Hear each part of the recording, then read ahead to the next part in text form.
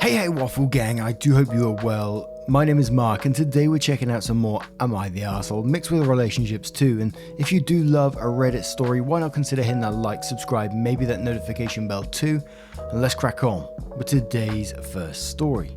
Now today's first story comes from Challenge Brave 7012 who says, am I the arsehole for telling my biological sisters I don't want to meet our bio parents? I, 30 female, am a Chinese woman who was adopted from mainland China when I was a baby and grew up in the UK. I grew curious of my roots and if I had any family out there, so I took a 23andMe test. I found 4 full sisters through this test. I'm the oldest. My sisters are 29, 28, 24 and 20. The 3 middle sisters are in America and the youngest is in Germany. We have kept in contact via the internet and have met in person twice before COVID started. I have 2 brothers I grew up with who are my parents' biological sons, and as far as I'm concerned, they and my parents are my true family, but I have grown close to my biological sisters as we understand each other a lot. What my parents know of my birth story is that I was found in an alleyway in a box.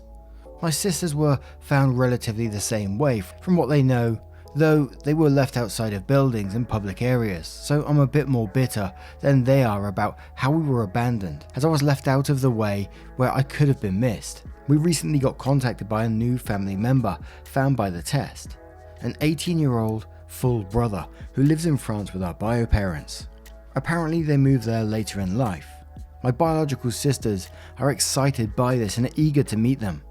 They want the 5 of us to fly out together to meet our brother and family. I've told them I won't stop them, but I have no interest in meeting the couple who clearly kept trying to have a boy and abandoned 5 daughters we know of, reminding them there could be more we don't know about who haven't used 23andMe. They feel I'm being unreasonable in this and I should at least go to meet our brother. I'm fine meeting him one day, but not with them there, and he and I have been exchanging emails for now. I know they want the 5 of us to go out as a united front in this, and me not wanting to go is disheartening for them, but I honestly feel bitter in regards to this whole situation. Now, for the question itself, am I the arsehole for telling my biological sisters I don't want to meet our bio parents? Absolutely not the arsehole. Of course you're not the arsehole. They left you in an alleyway in a box, for Christ's sake. Of course you're going to be bitter about this. And you said your sisters were found relatively the same way. But I think you're all making your own individual choices whether you want to meet or not, but you're not going to be the arsehole for saying no in this situation. Just not. But third tries the charm says not the arsehole. They want to go, you do not. That's fine on both sides. They have no business pushing you to go meet bio family. Cellular says, not the arsehole, there's a very personal trauma for you, and it is especially worse for you as the one who is the oldest and was the closest to not having a life at all because of their abandonment. Hope you and your brother form as strong as a bond as you and your sisters have. It isn't his fault your parents did this, and I hope they all come to understand your feelings and stop pushing it. OP replies saying it was a bit tough to work up the ability to exchange emails with him. After all, here's the goal they were clearly aiming for that resulted in myself and my bio sisters being abandoned. That being said, I reminded myself he's really just a kid and none of this was his fault. The Baker says, not the arsehole, I too am an adopted person who was abandoned at birth, outside of Bodega in the bad part of town. I also took a DNA test and ended up meeting biological family, and I regret it so very, very much. Meeting my siblings and birth parents sickened me so much that I feel as though I'll never get my mind back to where it used to be, and I had the unfortunate pleasure of being filmed for TV meeting them. It sucked finding out that I have an older brother with the same birthday as me, only he got to have a birthday party and I got left outside in the cold.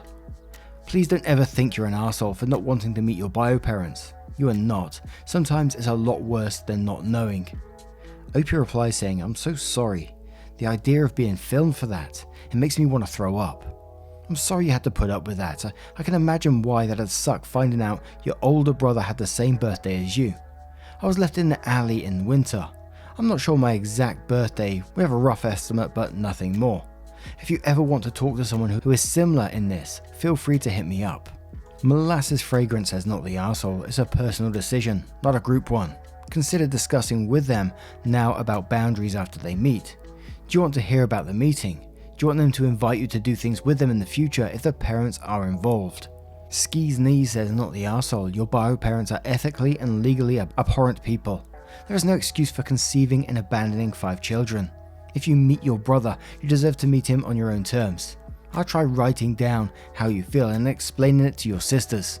So the update came around a month later, which said, after some pushing from my bio sisters over getting in contact with our bio parents, as while I don't want to fly out to meet them with my sisters, they still want to talk to me. I finally consented to having a Zoom call with our bio parents, as that was the most I could handle. I'll be honest, it was like a punch in the gut. I looked so much like our bio mother, it was a little startling. So I found out some answers to some important questions. Firstly, why were we abandoned? As many of you can guess, it was to do with the one-child policy. They wanted a son, but there was additional internal pressure to this. My paternal grandparents had told them if they kept a daughter, they would be cut off and not have a penny of the family money. It's why I was abandoned so differently from my sisters. It was my paternal grandmother who took me out to abandon.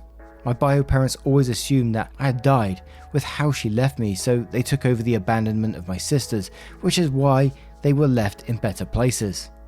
Was there any other children? Yes, one. A boy who would be 22 right now. Had everything went to plan. They'd been going to keep him, but apparently something was wrong about him. I don't know what, and they didn't expand on that, but apparently my paternal grandfather forced him to give him up as he was ashamed. Why did they move to France? After our youngest brother was born, they finally gained financial independence from my paternal grandparents and were able to move. They were the ones that asked their son to take the test, hoping to find their other children. Where does this leave us? They were so happy to talk to me and kept going on about how they now had most of their children back and could have it all. I cut them off there and then and told them they didn't have us back. I expressed sympathy for what they had been put through by my paternal grandparents, but pointed out that they chose money over me and over all of us, and how they could have chosen to simply keep me or any of the others and make their own way in life, but they hadn't. I thanked them for the call, but told them I had a family already and had no further interest in speaking to them. That I continued to be in contact with my bio brother, but this was all they'd get. They tried to beg me to stay on the call, but I left and I admit, had a little bit of a sob afterwards.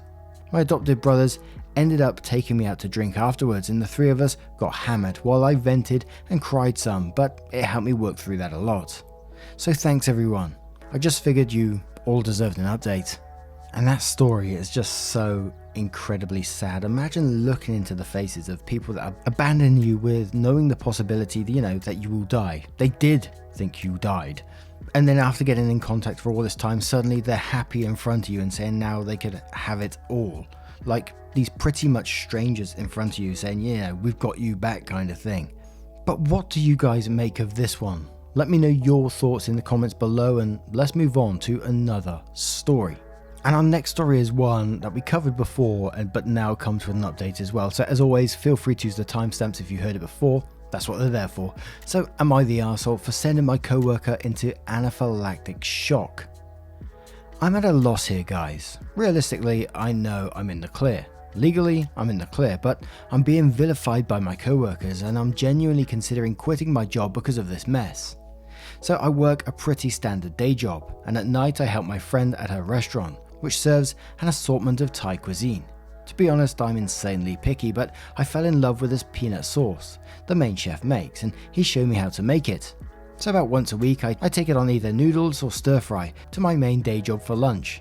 People know this and a handful have tried it. It smells nutty, it tastes nutty. It's white girl pad thai basically. Lately my lunches have been disappearing, or I'll open my lunchbox to find half of my food missing. I've tried addressing it, but nothing has been changing, and I was pretty sure it was one of the new hires that was doing it, but had no proof. Until now. Thursday, I took my noodles and my entire Tupperware was missing, which hasn't happened before. I'm pissed, but what can I do? A coworker shared her pizza with me and that was that. Until today. My boss confronted me and accused me of poisoning my noodles because his daughter, one of the new girls, borrowed my lunch and had to be hospitalized. Turns out she's severely allergic to nuts, ate some and boom, anaphylaxis. She used an EpiPen but had to be hospitalized, and now her dad is trying to hold me accountable for her bills and condition. But I don't see it. Why should I pay? I don't mark my food as an allergen because I'm not allergic to it. She was just dumb enough to steal from me and eat something she can't have. But he's being hateful, and some of my older co-workers are icing me out because I warned him I'd report any harassment to HR if he tried anything funny. Brown noses, I guess. My friend is aware and offered me a full-time job, but I just can't help but feel it's unfair. At the same time, I could have killed his daughter though. So, am I the arsehole? Edit. Holy shitballs, this blew up. I did email the HR rep and let her know of the situation. She's been on vacation and gets back tomorrow, so I don't know if she's aware of what's been going on since last week.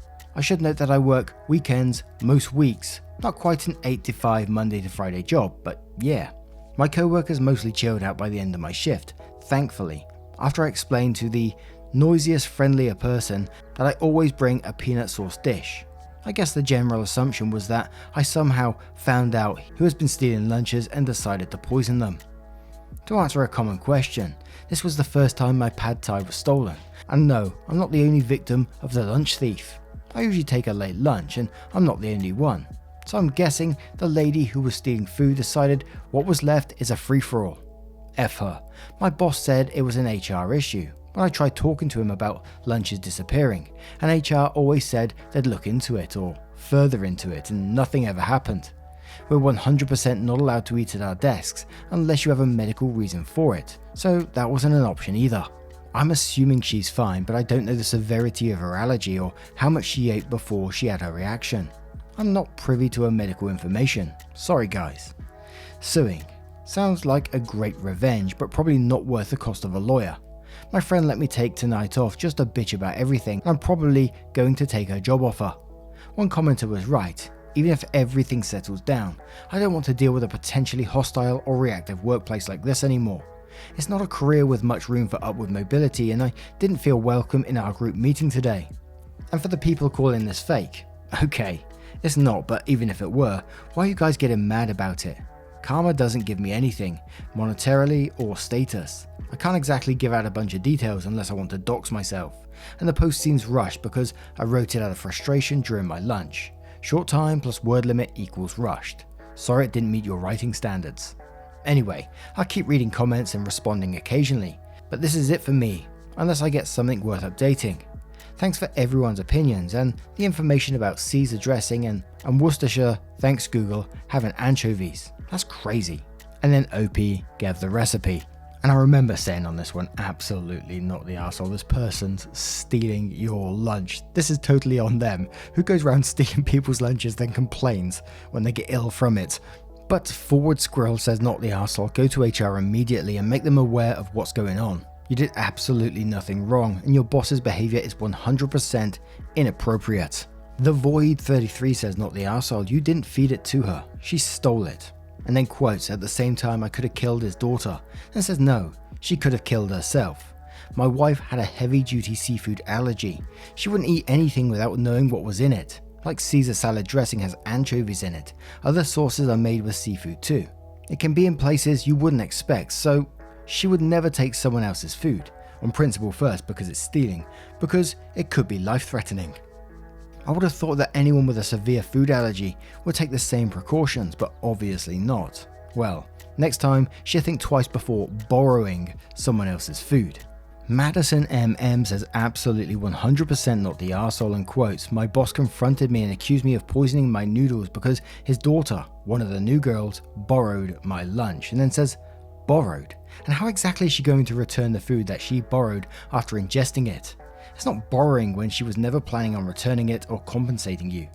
I'm sorry that your boss is terrible. She stole your food. She didn't ask. She just took it upon herself to take your lunch. She is the arsehole. Is she only doing this to you, or is she taking everyone else's lunch as well? And one more from Similar Koala 5361 who says go to HR ASAP.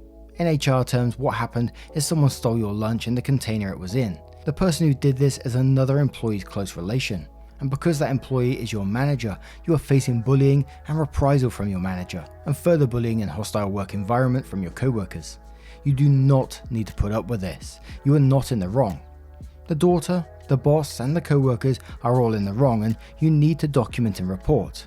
Unfortunately, it's unlikely you could just go back to normal, but what your boss and co-workers are doing is not just shitty, but potentially illegal and certainly a liability HR should deal with. Typically, this type of mess is why companies are wary of hiring relatives of employees, except as interns and short-term hires.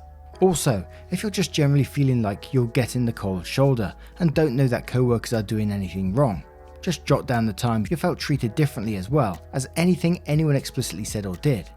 They likely will not get in much trouble, but a difficult atmosphere resulting from conflict with someone in management is 100% something to take to HR.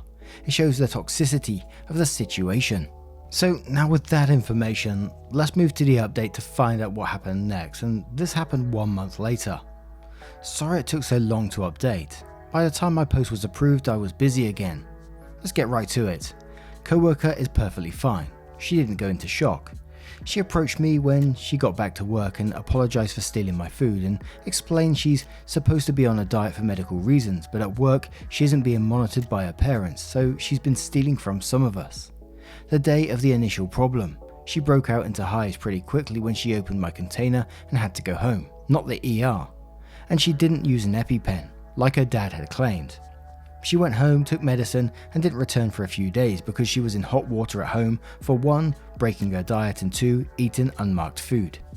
My ex-boss was angry and scared because she had put herself in harm's way because she doesn't like her food being restricted. I didn't ask, but she's a pretty big girl, and some of the things she said makes me wonder if she has an eating disorder.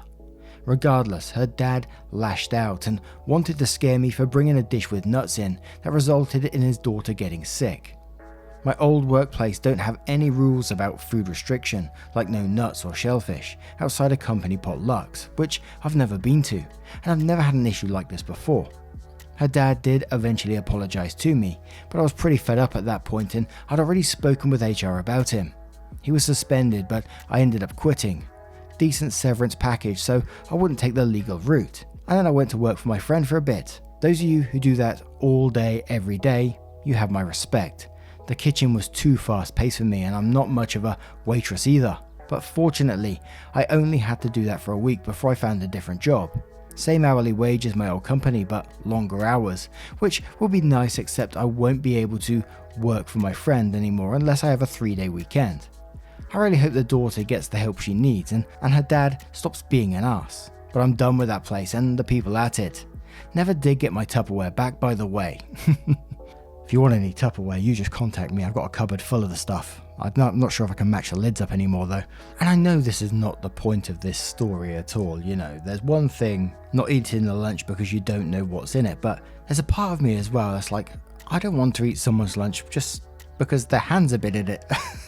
I know that might be me just being a bit petty there, but not knowing whose hands have been in it, what they've been doing to it at all, freaks me out in itself. Maybe that's just a me thing. But what do you guys make of this story? What would you do if you was put in this situation? Would you have left that job? Would you have fought it harder? Let me know your thoughts in the comments below. Now, a huge thank you from the bottom of my heart for getting involved in today's stories. Your love, support and time always means the absolute world to me. It truly, truly does. So thank you for doing you and for being involved in the channel. It really does mean the world. And hopefully I will see you in the next one. Take care, guys. Much love. Wake up, get up, stretch my legs, eat some breakfast, milk and eggs, brush my teeth up, wash my face, throw my clothes on, start my day. Wake up, I can smell the smoke from the bacon. Let's go, see the sun shining from the windows. Okay, I know that today